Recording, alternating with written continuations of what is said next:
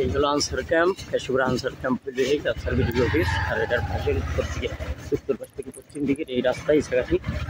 এই সড়কটাকে আসলে আগে নাম মানে ভুয়া সড়ক নামে পরিচিত আছে।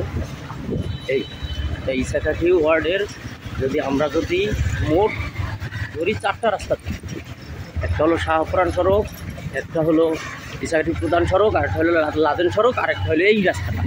এই 4টা সড়ক বাদ দিলে আর ইসাকাঠিতে আসলে রাস্তাই 29 নং ওয়ার্ডের।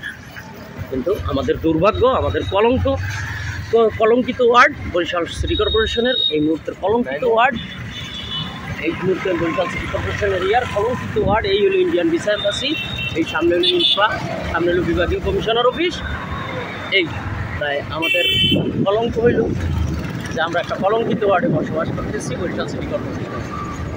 আল্লাহ কবে আমাদেরকে এই কলঙ্ক থেকে মুক্ত করবে জানি না। আল্লাহ হাফেজ।